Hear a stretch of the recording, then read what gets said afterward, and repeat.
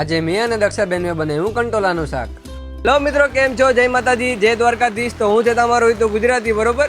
અને કાલના વ્લોગમાં તમે જોયું કે મેં ભીંડાનું શાક બનાવ્યું હતું. તો આજે આપણે છે ને દક્ષાબેન બનાવી છે, એ પણ કહેવાનું કંટોલાનું શાક, બરોબર ને. તો કાલ મેં ભીંડાનું બનાવ્યું હતું ને, તો અહીંયા મને એમ કીધું કે આજે હું કંટોલાનું શાક બનાવું અને તમને બધાને શીખવાડી કે કંટોલાનું શાક કઈ રીતના બને. ત્યારબાદ હું આવી ગયો રસોડામાં અને દક્ષાબેન કરી લીધા બધી મરી મસાલા તૈયાર. કંટોલાનું શાક બનાવવા માટે આપણે જોશે ધાણા, લસણ, સુધારેલા કંટોલા, ડુંગળી અને મરી મસાલા. ત્યારબાદ મેં નાખી દીધું કુકરમાં તેલ. અને તમે આ વિડીયો જોતા હોય તો અમારા ચેનલને કરી દેજો સબસ્ક્રાઇબ. ત્યારબાદ આપણે નાખી દીધા મરી મસાલા. સૌથી પહેલા આપણે નાખી દીધી હિંગ. ત્યારબાદ નાખી દીધું આપણે ગરમ મસાલો. ત્યારબાદ આપણે નાખી દીધું લસણ. પછી આપણે નાખી દીધી ડુંગળી. ડુંગળી નાખ્યા પછી સરખાઈથી બધું મિક્સ કરી નાખ્યું. પછી મને એમ થયું કે લાય દક્ષાબેનની મદદ કરી દઉં, તો હું તો ધગી ગયો. અને પછી આપણે સુધારેલા કંટોલા નાખી દીધા કુકરમાં અને મસ્ત મજાના કરી દીધા મિક્સ. ત્યારબાદ આપણે મસ્ત મજાના કંટોલા કરી નાખ્યા મિક્સ. હવે નાખી દઈએ એમાં બધા મરી મસાલા. અને પછી ત્યારબાદ આપણે નાખી દીધી હળદર. અને પછી સ્વાદ અનુસાર નાખી દીધું આપણે મીઠું. અને ત્યારબાદ આપણે નાખી દીધો ધાણા જીરાનો મસાલો. અને ત્યારબાદ આપણે નાખી દીધી ચટણી. તમને જેવું તીખું ભાવે એ રીતના નાખી દેજો તમે ચટણી. અને પછી માથે ધાણા છાંટી દીધા અને કરી દીધું મસ્ત મજાનું મિક્સિંગ.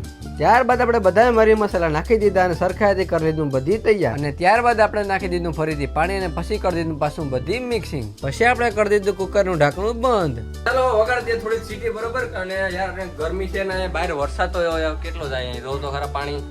અમારે તો અહીંયા પાણી જાય, તમારે કેવો વરસાદ છે જરા કમેન્ટ કરીને કહી દીધો, બરોબર ને. ત્યારબાદ દક્ષાબેન પી લીધો રજવાડી ચા. અને પછી વાગી ગઈ કુકરની સીટી. ભાઈ પછી જેવું કુકરનું ઢાંકણું ખોલ્યું ને તો લાલ લાલ રગડા જેવું આપણે બને નાખ્યું કંટોલાનું શાક. ભાઈ જોઈને જ મોઢામાં પાણી આવ્યો. ત્યારબાદ આપણે ફાઇનલી બનાવી નાખ્યું કંટોલાનું શાક અને ભાઈ જોઈને જ મોઢામાં પાણી આવ્યો. અને પછી આપણે એમાં નાખી દીધો ધાણા જીરાનો મસાલો અને થોડોક નાખી દીધો ગરમ મસાલો અને પછી નાખી દીધા ધાણા અને પછી નાખ્યું બધી હલાવા. અને પછી ફાઇનલી બધું મિક્સ કરીને આપણું થઈ ગયું કંટોલાનું શાક રેડી. ત્યારબાદ આપણે કંટોલાનું શાક બનીને થઈ ગયું હતું રેડી. હવે તમને એને શાકનું ફાઇનલ લુક બતાવી દઉં. અને તમને આ વિડીયો સારો લાગ્યો હોય ને તો સબસ્ક્રાઇબ કરી દેજો. ચાલો તમને બતાવો ફાઇનલ લુક. ભાઈ પછી દક્ષાબેનને ખાલી બતાવ્યું સમસીમાં કંટોલાનું શાક. આ તો ઓહો હો મોઢામાં પાણી આવી ગયું ભાઈ. તો કેવો લાગ્યો વિડીયો? એક નંબર લાગ્યો ને?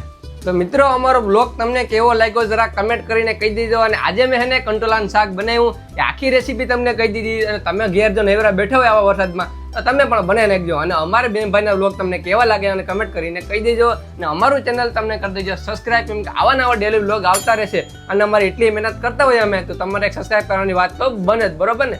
જો ઇન્સ્ટાગ્રામમાં જોતા હોય તો ફોલો કરી દેજો, યુટ્યુબમાં જોતા હોય તો સબસ્ક્રાઇબ કરી દેજો. ચાલો મળીએ આપણે બીજા બ્લોગમાં. ત્યાં સુધી બધાને જય માતાજી.